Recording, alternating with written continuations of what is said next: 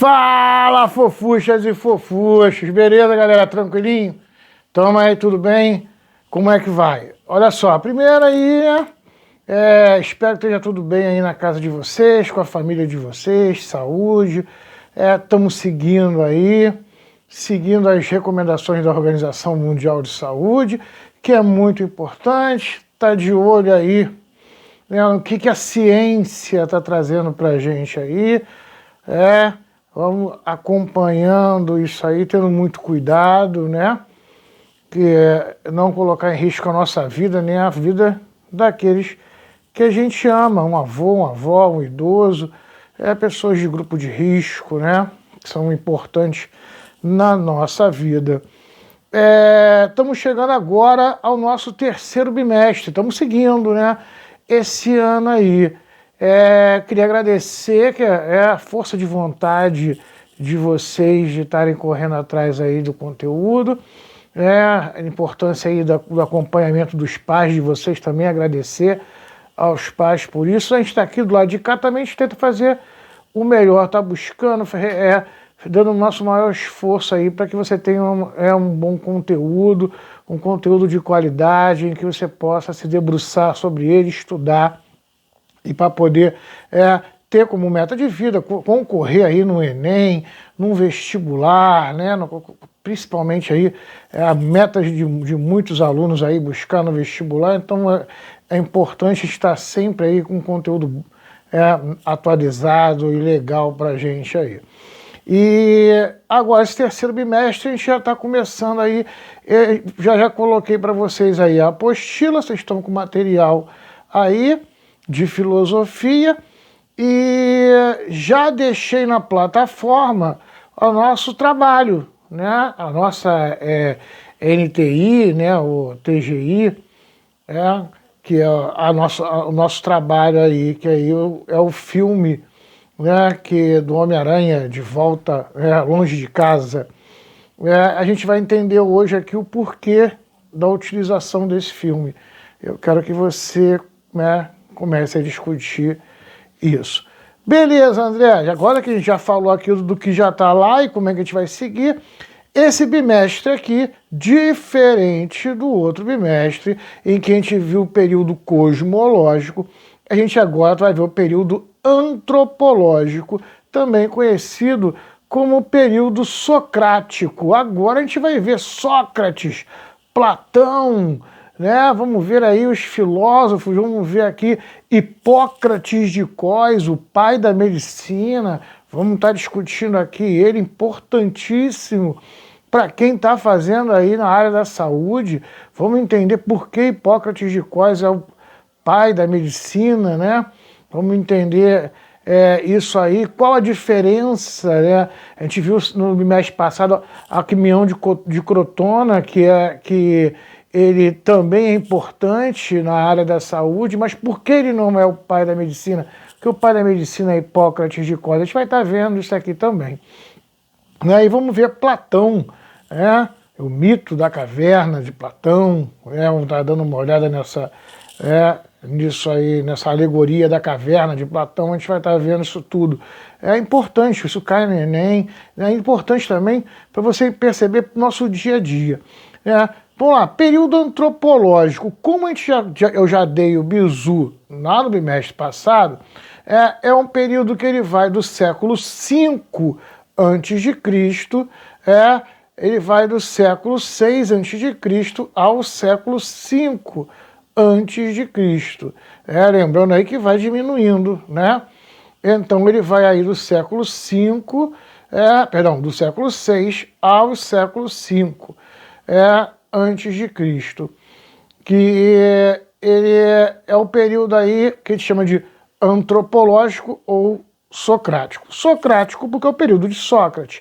Antropológico porque, diferente do período cosmológico, onde eles estudavam de onde nós viemos, para onde nós vamos e do que são feitas todas as coisas, principalmente essa ideia de tentar conhecer, o período cosmológico, ele tinha a pretensão, de entender o universo através da sua essência atômica.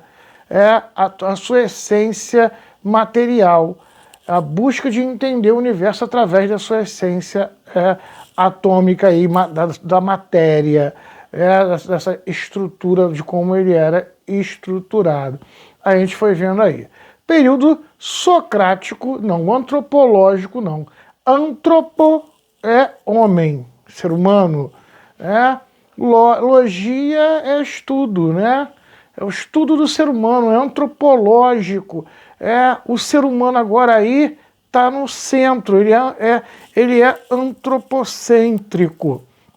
A gente vai estar dando uma olhada agora nesse período antropológico. Vamos lá, ele tenta compreender esse universo não mais através da sua matéria, e sim através do ser que pensa o universo. Ou seja, o ser humano. O ser humano é o ser que pensa o universo.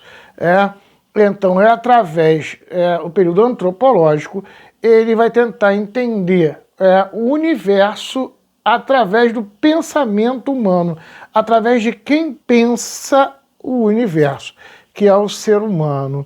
A gente vai ver também aqui toda a importância prática, que a gente chama de utilitarismo.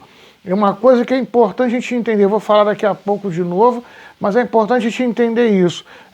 Uma coisa que não existia muito no período cosmológico era essa importância prática, esse utilitarismo. Era um conhecimento que era útil para a sociedade, no dia a dia. O conhecimento antropológico, ele é mais prático, ele é mais utilitário, ele tem esse caráter utilitarista. A gente vai estar discutindo isso aqui agora. Tá tranquilo? Vamos lá? Beleza, galera. Então a primeira coisa que a gente vai fazer agora é tentar ambientar esse momento para a gente compreender essa estrutura. As diferenças entre sociedade e filosofia cosmológica e a sociedade e a filosofia antropológica. Primeiro a gente viu períodos aí, séculos, né, diferentes. A antropológica vem antes. Beleza? Tranquilo? Vamos lá então. Segunda coisa, né, que é importante a gente entender vamos lá, a filosofia do período cosmológico, como a gente viu aqui, eu botei mapa na nossa aula, ela não é feita em Atenas. A filosofia, até que a gente falou aqui, ela nasce nas colônias, ela é periférica, ela nasce na periferia, ela não nasce em Atenas, ela não tem a sua força em Atenas, ela vem numa estrutura nas colônias, que a gente viu aqui, né, esse período aí. Segundo, que ela era um período monárquico, aí política. A política da época era uma monarquia. Lembrando aqui, quando a gente fala política, eu sempre tento amarrar isso. Existe ciência da política. Quando você fala isso, a maioria das pessoas hoje associam política a partido político. O partido político faz parte da política, mas a política não é partido político. É muito mais do que isso. Polis significa cidade. Então, quando você estuda política, você está estudando a administração das polis. Como as polis funcionam, como as cidades funcionam, quais são os mecanismos de administração das polis, a política, entendeu? É importante a gente entender isso, porque quando a gente fala política cientificamente, a gente está discutindo isso, administração das polis, de que maneira a sociedade pensa modelos de administração da polis, entendeu? Para a gente compreender isso aí. Só para eu estou amarrando aqui, que isso aqui a gente vai estar usando ao longo do nosso ensino médio, tá? Então aí, numa visão política, você tem aí as monarquias. Numa monarquia, numa sociedade, para você entender aí, numa monarquia com uma sociedade guerreira, a gente viu isso aqui em história, uma sociedade de conquistas, a elite é uma elite guerreira. A gente viu aqui Roma, Grécia, se botava as crianças, aos 7 anos de idade no quartel para ser um grande guerreiro. Falei aqui até do filme 300, quem é guerreiro? Qual é a profissão, cara? Guerreiro. Ou seja, as elites ser alguém de destaque numa sociedade, numa polis, numa sociedade, no período monárquico, no período cosmológico, era ser um grande guerreiro. Então, toda a educação que se tinha naquela época era voltada, da elite, era voltada a fazer dos seus filhos grandes guerreiros. Percebeu? A gente entender essa estrutura aí. Então, a educação era feita para ser feita no quartel, que a gente falou aqui, o garoto vai para lá para ser guerreiro, e o modelo, a utopia, que a gente fala aqui, a utopia que a sociedade tem como modelo, o paradigma, o modelo a ser seguido pela sociedade, vinha da Ilíada de Homero. Ilíada de Homero eram livros que contavam feitos, dos grandes heróis gregos, principalmente aí Aquiles, e aqueles grandes heróis, aquela coisa mística do grande guerreiro. Então, a educação é voltada para ser um grande guerreiro, forte e belo. Então, a gente está construindo aqui essa estrutura. E a filosofia aí, ela não tem, que a gente falou ainda agora, a filosofia ela não é utilitária. Ela está ali, de onde viemos, do que são feitas todas as coisas, para onde vamos. É um modelo de pensamento de tentar entender o universo, mas ele não tem um valor prático. Engraçado é que hoje estudar o cosmos, tem o seu valor prático, mas nessa época ainda não se tinha isso. Então você tem aí uma filosofia que está dentro de uma sociedade altamente militar, voltada à construção do homem como o belo, o forte, o guerreiro, e essa filosofia ela não tem esse valor utilitarista aí. E ela é feita nas colônias, ela não tinha essa importância dentro de Atenas. Beleza? Tranquilo até aí, gente? Isso muda quando chega o século VI, que aí você vai ter aí a república, você tem uma república, a democracia grega. Quando você entra numa democracia grega, ela entra na democracia, na república, na democracia, você tem aí uma estruturação da Grécia agora com uma nova política. Você tem agora os políticos, para você compreender o que a gente está falando, só para você poder compreender isso aí. Vamos lá. Primeiro, demo, povo, cracia, governo, governo do povo, democracia, governo do povo, res publique res é um bem material, publique de todos, Então você tem a democracia aí, mas cuidado, eu sempre explico aí, democracia. Quem era a ideia de democracia, ela continua ainda a mesma, a ideia de que o território pertence aos cidadãos e eles são responsáveis pela administração desse território. Está aí democracia. O problema é o seguinte, o que vem mudando ao longo do tempo é o conceito de cidadão. Quem era cidadão nesta época em Atenas? Homens maiores de 21 anos, nascidos em Atenas, donos de terra e livres. Esses eram os cidadãos. É o que a gente chama aí de patrícios. Eram pouquíssimos as pessoas que eram cidadãos. Eram pouquíssimos os cidadãos. Era tão pouco o número de cidadãos que a gente fala que a democracia era uma democracia direta. Ou seja, o próprio cidadão votava e fazia as leis. Você não tinha deputado, senador, não tinha nada disso.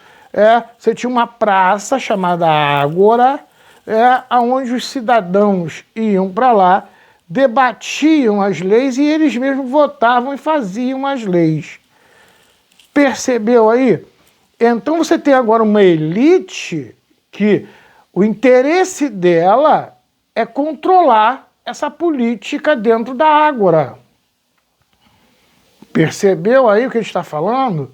Por isso a gente perde esse tempinho aqui. A gente está discutindo aqui. Agora você está entendendo essa estrutura. Agora a política e não a guerra é o interessante para as elites. As elites se interessam pela política, se interessam pelos comércios, direitos de fazer alguma coisa, de ter terra, de não ter terra, de fazer comércio com alguém, de produzir. Isso tudo passa por dentro da Ágora e da política. Então, dominar a política é interessante. Então, você está mudando agora aí a educação desses jovens gregos de Atenas. Esses jovens gregos eles estão agora mudando, eles não estão indo mais para o quartel, eles vão agora estudar. Eles vão estudar com professores que possam ensinar a eles a arte de dominar a política. A arte de dominar o que a gente chama de oratória e retórica, que a gente vai estar discutindo agora aqui. Tranquilo até aí então, gente? Tá dando para a gente acompanhar? Beleza. Então, só para a gente entender aí, ó.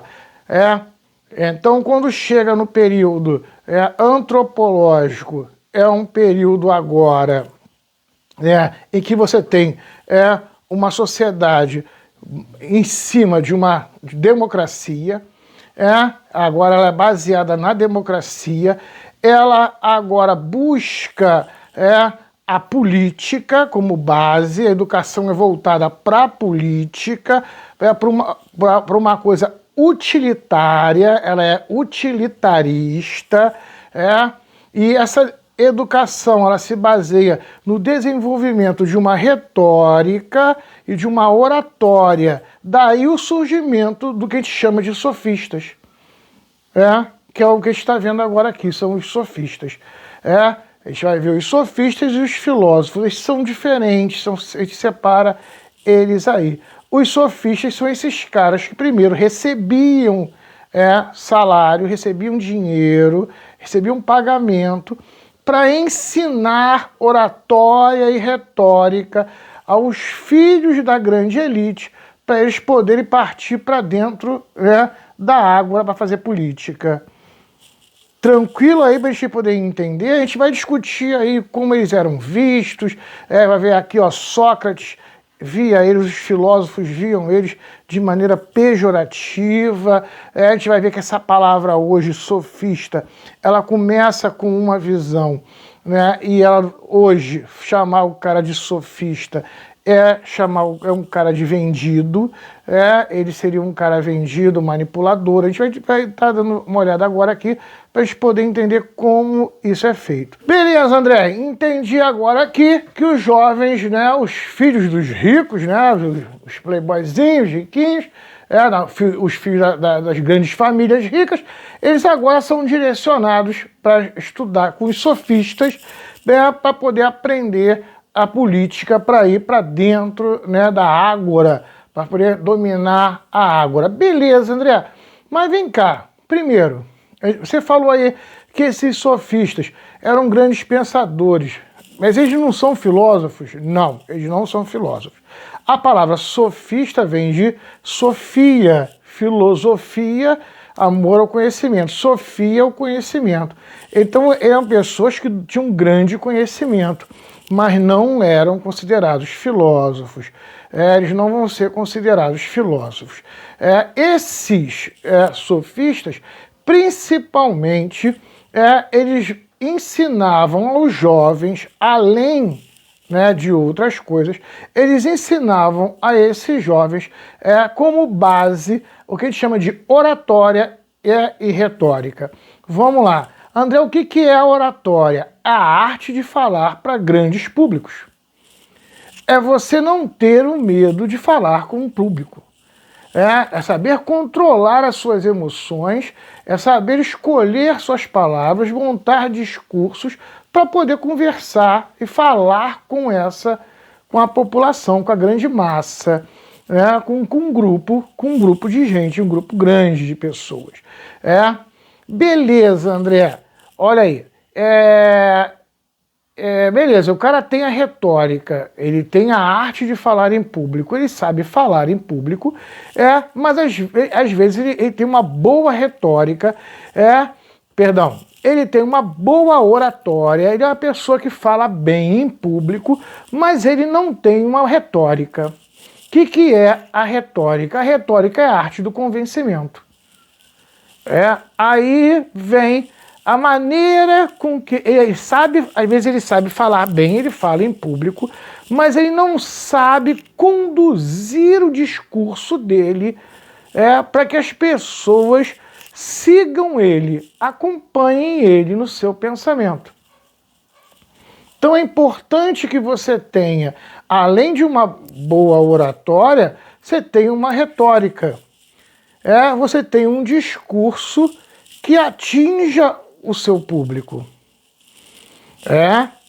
Percebeu? Eu vou dar exemplos aqui pra gente, só para você poder ter uma noção. Uma vez eu estava vendo uma discussão aí com cientistas políticos, aí que a gente falou aqui, cientista político, quem está falando aqui não é ninguém de partido político, é algum professor, né, de faculdade de ciência política, né? Estou falando com um cientista político, uma entrevista dele, e ele discutindo sobre dois candidatos políticos que estavam concorrendo a um cargo político muito importante. E dentro desse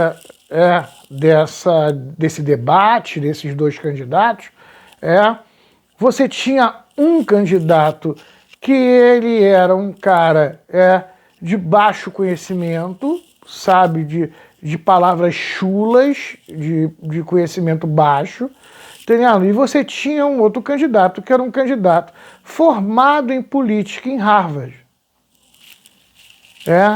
E, por incrível que pareça, quem ganhou foi o de baixo conhecimento. Aí o repórter discutindo com esse cientista político sobre o porquê um cara com maior conhecimento de ciência política, formado em Harvard, ele perde numa eleição para um candidato que de baixo conhecimento e de baixa oratória, péssima oratória. Ele tinha uma péssima oratória, mas ele tem uma retórica, ou seja, aquilo que ele fala atinge o público que ele quer falar. Então, se eu estou falando com uma massa de pobres, de pessoas de baixa conhecimento escolar, de baixo conhecimento, eu não posso vir com uma oratória rebuscada, com termos técnicos científicos, porque essa pessoa não vai prestar atenção. Eu vou estar muito distante do que é a realidade daquela pessoa e do que eu estou falando. Por melhores das intenções que eu tenha, aquele indivíduo de baixo conhecimento que vive na beira da linha da pobreza, né, da miséria, que é o cara que tem o voto na mão. Esse indivíduo ele não consegue entender o linguajar daquele cara. Então ele não entende ele. Ele está longe. Já o outro, apesar de não dominar muito bem, falar mal, não usar os termos, ele está muito mais próximo do indivíduo que vota. Ele tem uma retórica melhor. É o que ele chama aí, que quando você alcança a máxima da retórica, é a erística, né? Você consegue aí dominar a retórica ao máximo. Percebeu? Então você tinha aí um cara que tinha um grande conhecimento, o que a gente vai falar aqui, vou explicar agora aqui, ele tem uma areté, ou seja, ele é uma excelência no assunto de ciência política. Estou dando aqui o exemplo, né? Ele é um... André, o que é areté? Pensa assim, é um PhD, é um pós-doutorado, vamos usar assim esse termo. A areté é excelência naquele conhecimento específico. Ele pode ter a excelência, a areté, do conhecimento, ele pode falar muito bem, então é uma oratória muito boa, mas ele não tem a retórica. Por quê? Porque ele não entende para quem ele está falando. Ele não entende o discurso para quem ele está emitindo. Então, tudo que ele fala cai num abismo entre ele e o público que ele está falando. Percebeu? A gente poder entender essa estrutura aí. Aí você começa a perceber. Você começa a entender essa estrutura. Você tem que saber para quem você está falando. Na época ali, agora saindo desse nosso exemplo que eu dei aqui agora, voltando aqui para nossa, lá para Grécia Antiga. Na Grécia Antiga, quem tem o voto não é o pobre com baixa instrução, é a elite. Tanto que a gente falou aqui, é a elite que vai para dentro da ágora e ela que vota. Os patrícios ali. Então são pessoas que também têm conhecimento. Então ele tem que ter uma ótima oratória. Ele tem que ter uma retórica para o grupo que ele está falando. E ele tem que mostrar a areté para eles, a excelência do conhecimento que ele tem sobre aquele assunto que ele domina. Percebeu? Só estou dando esse exemplo, porque quando você entende isso, você entende a política também do seu dia a dia de hoje. Que aí você consegue perceber que o político que consegue dominar é aquele político que consegue falar para a massa mais humilde, que é aquela massa que consegue entender o discurso dele. O afasta, quanto mais o técnico ele se afasta, ele tem ali a areté, mas ele não consegue uma retórica que alcance o indivíduo, ele se afasta dele. Tranquilo até aí? Eu só estou dando esse exemplo para você perceber o que é o conhecimento sofístico e como isso é usado até hoje. Até hoje nós temos isso aí. Tranquilo? Beleza? Vamos seguindo então? Vamos lá. Então, beleza, André. Entendi aí que o sofista então ensinava o filho da elite a falar bem, a falar em público, a ser descolado, falar em público, ensinava ele ao convencimento, a arte de convencer as pessoas e dava um conteúdo para ele suficiente, a área até suficiente para ele se mostrar inteligente para as pessoas. Entendeu? Aí ele te amarrou agora aqui. O sofista. Beleza, então vamos agora olhar por que os sofistas e os filósofos batiam tanto de frente. Principalmente então, a gente vai falar aqui Sócrates. Sócrates então ele tinha pavor dos sofistas. Ele menosprezava os sofistas. Vamos entender, agora que você entendeu isso, vamos entender certas coisas que a gente pode hoje olhar, e durante muito tempo, tanto que a palavra a palavra ela virou uma palavra pejorativa.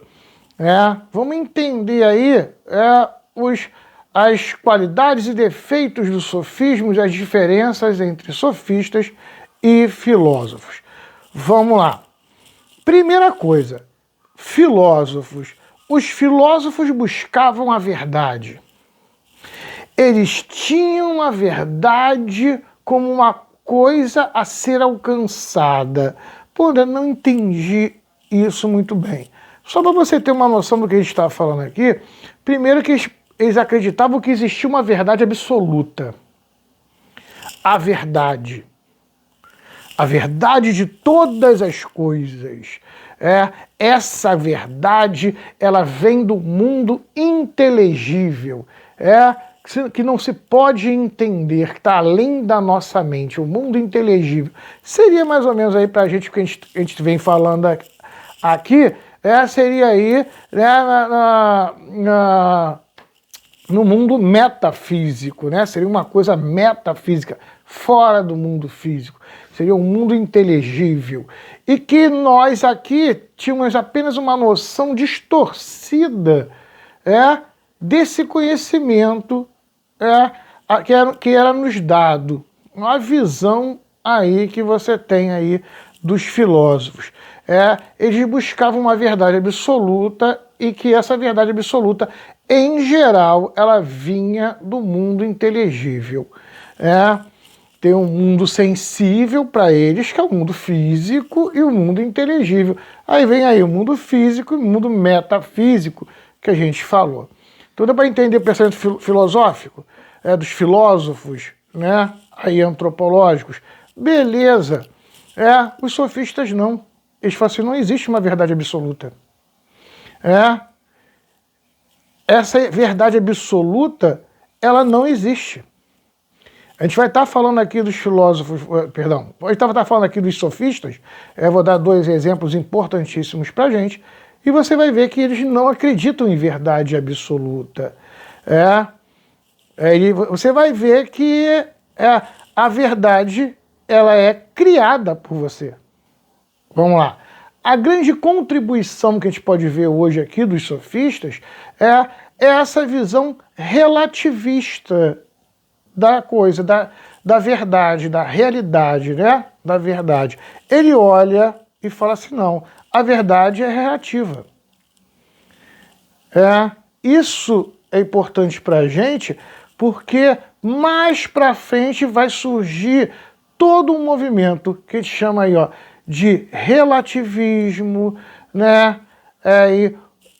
semiótica, holístico. Todo esse pensamento que a gente está falando aqui, tanto o holístico, a semiótica e o relativismo, eles nascem desse relativismo dos sofistas. Eles são os primeiros a falar assim, não, bicho, não existe uma verdade absoluta. Essa verdade absoluta aí que os filósofos estão procurando, ela não existe. A verdade ela é relativa. Percebeu? Tranquilo até aí, gente? Fomos até aí? Beleza. Agora, o lado outra coisa que tem os sofistas aí de diferente dos filósofos. Enquanto por essa visão aí que a gente falou aqui, relativista do mundo, os sofistas eles utilizavam isso, em maneira geral, em favor próprio, de um favor egoísta. Ou seja, não me interessa buscar a verdade como um todo, entender o mundo. Eu quero só, entendeu? Compreender como funciona as coisas para manipular esse discurso e ganhar num debate. Eu não estou preocupado com a verdade. Eu estou preocupado com um debate político e fazer meu aluno ganhar, mesmo que ele seja apenas uma parte do discurso. Agora, os filósofos eles têm outra visão. A gente busca a verdade. Mesmo que a verdade seja relativa, a gente vai analisar aí, mesmo que exista várias concepções de visões de verdade, como a gente falou aqui, você olha para cada lado e vê coisas diferentes, eu busco uma verdade, eu busco a verdade. Eu não busco enganar os outros. Eu busco entender como funciona a realidade, o mundo físico, como a realidade. Eu tento buscar o maior número de conhecimento dessa realidade, buscando informações dela, para poder construir uma verdade sobre ela, que eu possa utilizar para o bem da humanidade. Tranquilo até aí, gente? Dando para a gente entender? Vou melhorar isso aqui. Vamos lá. Vamos entender agora aqui que eu falei aqui sobre relativismo, a semiótica e a holística. Vamos entender isso. É só para você entender como essa visão dos sofistas ela vai acabar levando a esses pensamentos. Eu mostro o objeto para você e pergunto para você, esse objeto aqui ele é grande ou pequeno? Beleza, você olhou e respondeu aí. Aí eu pergunto para você agora, esse objeto ele é grande ou ele é pequeno? Aí eu pergunto para você, qual é a principal cor desse objeto aqui? Aí eu pergunto para você, qual é a principal cor desse objeto aqui? Beleza? Quando você vai me dar respostas aí diferentes. Você vai falar pequeno, é grande, É grande, ele é branco, ele é vermelho. O que mudou aí se é o mesmo objeto? Muda aí a perspectiva que você está olhando. A ótica pela qual você está vendo o objeto. Percebeu a ideia aí? Você poder entender que aí você não tem uma verdade. Eu não vou nem entrar, nem mais me aprofundar, até porque, além disso tudo, você tem aí na sua cabeça caderno. O caderno que você tem na cabeça não é o caderno. O caderno está aqui. O que você tem na sua cabeça aí é uma materialização, é uma construção visual de algo material que você viu. Que você não tem informação completa dele. Tá dando para perceber isso aí? Eu só estou dando esse exemplo para você perceber aí como esse relativismo sofista ele vai vir desembocar para a gente hoje aqui. E como ele é importante para a ciência. Porque só para você poder entender, quando a gente hoje estuda o ser humano, olha o relativismo aí. Eu posso estudar o ser humano através da sua língua, através da sua cultura, através da sua biologia, através da sua construção física, através da sua história. Ou seja, eu estou estudando o mesmo objeto através de óticas diferentes. Então, você começa a ter ciências. Olha aí, ó. Eu posso estudar um objeto e me informar sobre aquele objeto e ter a areté, a excelência sobre aquele objeto ali, mas apenas em um fator. Então, você tem vários professores aí que possuem areté, cada um a sua excelência em uma área de conhecimento, mas não são detentores de toda a verdade. Você vai absorvendo aí os conhecimentos, mas você não tem a areté ciência completa. Tranquilo até aí, gente? Tem pra gente entender? Eu tô desembolando os sofistas aí, dando essa olhada. Só que isso é perigoso. Isso é perigoso. A gente está vendo isso hoje aí como o perigo. Porque a ciência ela segue um modelo filosófico. A gente busca a verdade. Eu jogo uma pedra para o alto e ela vai cair. Não me interessa se você acredita na pedra, se você não acredita, se você acha a pedra feia, se você acha a pedra bonita. A ciência, ela busca o funcionamento da natureza. Eu busco entender como essa natureza funciona, olha como ela está ligada ao pensamento filosófico, a ciência, para poder manipular esse conhecimento sobre a natureza para trazer qualidade de vida, melhorar a vida da humanidade. Agora, o sofista, ele quer ganhar o debate. Não me interessa se é verdade completa. Não me interessa, eu manipulo. Olha, fake news aí. Estamos vivendo num mundo de fake news. A coisa mais fácil que acontece para se manipular a sociedade é fazer o que os sofistas faziam. Eu pego uma frase do indivíduo, tiro ela do contexto em que ela foi dita e jogo para você. Essa frase. E crio um discurso em cima disso.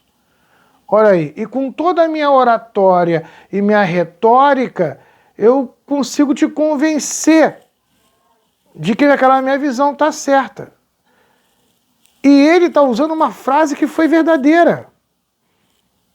Mas ele fez o quê? Ele só recortou aquilo que interessava a ele para manipular num discurso, para conseguir uma coisa que era interesse próprio dele.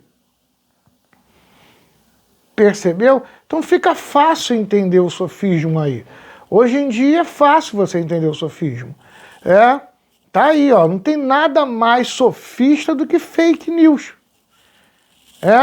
A todo dia que você acorda aí, você tá vendo aí na internet fake news. A gente vê aí fake news. A gente indo lá no Instagram, né, no Twitter do cara, era de 10 anos atrás, vai lá, 5 anos atrás, pega uma frase do cara, entendeu? Ou da menina, pega a frase, entendeu? Tira aquela frase de um contexto todo que tá ali e joga ali falando, não, vai lá que a frase está lá. Ele falou essa frase. E realmente ele falou. Só que não naquele contexto que o sofista usou. Então, essa utilização aí do sofismo, ela é muito grande até hoje. Essa relativizar, essa maneira de relativizar as coisas que os sofistas criaram, ela é importante, porque hoje a gente percebe que não existe uma verdade absoluta, então para a gente é importante isso, mas ela é perigosa, porque você tem aí novos discursos. Só para vocês terem uma ideia, teve um movimento agora aí, que ainda está ainda por aí, que é a pós-verdade. O que é pós-verdade? Não interessa se é fato científico. Se eu conto uma mentira 50 mil vezes e todo mundo acredita na mentira, a mentira é verdade. Olha só, nada mais sofista do que isso. A retórica, não interessa se o discurso está baseado em fatos físicos. Eu não estou preocupado na busca da verdade do acontecimento. Eu estou buscando convencimento para poder tirar proveito próprio. Daí o sofista prepara o jovem da elite para ir para dentro da ágora, para agora manipular politicamente. Agora ele vai manipular. Ele sabe o que dizer para aquela elite ali dentro, para conseguir o que ele quer. Ele sabe os anseios. Olha aí, a erística, é chegar ao máximo da retórica. Eu conheço os interesses daquela galera. Isso hoje em dia cada vez é mais perigoso. É o que a gente fala aí da utilização, tá até discutindo isso com os alunos ali, dessa utilização da internet. Toda vez que você escreve aí, é só para você entender, o Twitter, o WhatsApp, o Facebook, o Facebook agora bota comercial, mas o WhatsApp e o Twitter, principalmente o WhatsApp, ele ganha dinheiro de quê? Da onde vem o dinheiro do WhatsApp, se nem comercial ele tem? Ele vem da venda de informação. Ele vem da venda das conversas. Não da sua conversa, eu falei tiazinha da esquina, tiazinha da padaria. A discussão não é essa. Não é isso que tá ali em voga. O que ele vende? Vou dar um exemplo para você, que aí você vai entender o sofismo aí, e o grande problema das redes sociais hoje aí. Ó. Vamos lá. Nas cidades tal e tal, os grupos sociais, quais são aqueles que usam mais a palavra violência, assalto, roubo? Aí você vai falar, aí o cara vai falar, ó, esses grupos aqui, ó, de clientes, eles usam mais essas palavras, assalto, roubo, bandido. Quem fala mais sobre sexualidade, religião e não sei o que lá, aborto e homossexualidade? Aí esses grupos aqui falam mais sobre isso. Então hoje, eu sofista, querendo entrar na política, eu pago para disparar para grupos assuntos determinados que agradem, que falem ao ouvido de cada grupo. Vocês estão vendo aí o que está acontecendo aí, a discussão sobre fake news, esse tipo de coisa. Aqui a gente não está falando de fulano A e fulano B.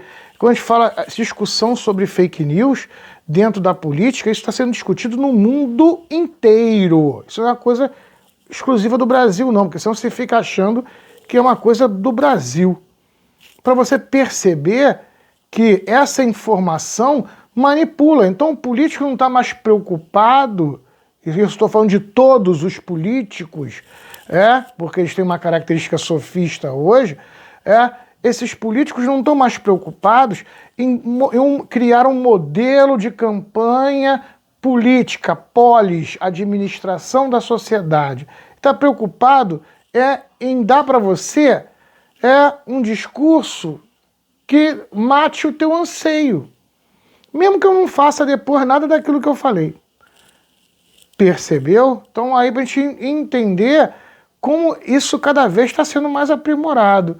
Aí você vai falar, pô, você entendeu a que nível o sofismo está chegando aí? A ideia da retórica, a ideia da oratória, da areté, da excelência. Tranquilo até aí, gente? Vamos? Beleza, galera, vamos lá então?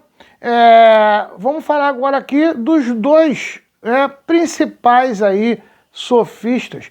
Primeiro é o Protágoras, e o outro é o Górgias. O Górgias e Protágoras, eles são importantíssimos para a gente. Vamos dar então uma olhadinha primeiro aí no Protágoras e no que o Protágoras... O homem é a medida de todas as coisas que são enquanto são e das coisas que não são enquanto não são. Beleza, galera? Vimos aí? Então, olha só. O homem é a medida de todas as coisas. A gente viu essa frase aí, muita gente já conhece essa frase, nem sabia que era do Protágoras, né? Que era um sofista. O homem é a medida de todas as coisas. Até eu fiz aquela brincadeira aqui do caderno. O caderno é grande ou pequeno em relação a quem? A você. Porque se eu perguntasse a uma formiga se o caderno é grande ou pequeno, ela vai falar que é gigante. Se eu pergunto a um elefante se aquele caderno é grande ou pequeno, ele vai falar que é minúsculo. Então, nós somos a medida do mundo. As coisas são bonitas, são feias, são grandes, são pequenas, é longe, é perto, é bom, é mal. em relação a quem? Nós, seres humanos. Nós é que medimos o mundo, as coisas. Aí ele completa, né? Só para fechar o conhecimento das coisas que existem, das coisas que não existem, que não são enquanto não são, né? Aí é só um fechamento de pensamento. O homem é a medida de todas as coisas. Então somos nós que medimos e damos nome às coisas. Cadeira é cadeira, porque nós criamos o nome cadeira. Vermelho é vermelho, porque essa palavra foi criada pelo ser humano. Então o ser humano é a medida de todas as coisas. Então Protágoras, ele consegue perceber isso. Não, isso não vem de fora para dentro. Somos nós que olhamos para o mundo e medimos ele. Então Protágoras aí, interessantíssimo para a gente. Olha aí como ele relativiza. Tranquilo? Agora, a maior força desse relativismo aí vem com Gorgias. Gorgias, ele vai relativizar mais ainda. Vamos dar uma olhadinha? Nem o mundo sensível, nem o mundo inteligível geram conhecimento. O que aparece para ti é para ti. E o que aparece para mim é para mim. Beleza, galera? Então aí, sacou? Vamos dar uma olhadinha aí. Quando ele está falando isso aí, ele está querendo dizer para você o seguinte: conhecimento, ele não vem do mundo físico. O mundo físico, ele não te dá conhecimento, nem o mundo metafísico, inteligível, te dá conhecimento. Você é o gerador do conhecimento. É o ser humano que gera o conhecimento. Então, o meu conhecimento é gerado por mim, o seu conhecimento é gerado por você. Você é que é a máquina que gera o conhecimento. E não ele vem de fora, é você percebendo o mundo. Tá? A gente viu isso no primeiro bimestre, né? A gente percebe o mundo através, né, dos nossos sentidos. O Gorgia, ele já começa a compreender essa visão. Então ele já está dizendo aí, ó, o que é para ti é para ti. O que veio para ti como informação é para ti. Você absorve e lê da sua maneira. Eu absorvo e leio de outra maneira. Cada um vai construir aí, é individual isso. É relativo. Aí ele relativiza ainda mais isso. Tranquilo até aí, gente? Fechamos aí então? A gente deu uma esticada, deu uma puxadinha aí para a gente poder dar uma olhada nesses sofistas e entender o pensamento deles. Tranquilo até aí, gente? Beleza. Então, na próxima aula a gente vai começar a ver os outros filósofos aí do nosso período antropológico. Galera, espero que esteja todo mundo bem aí, todo mundo tranquilo, saúde para a família e estamos partindo. Fui!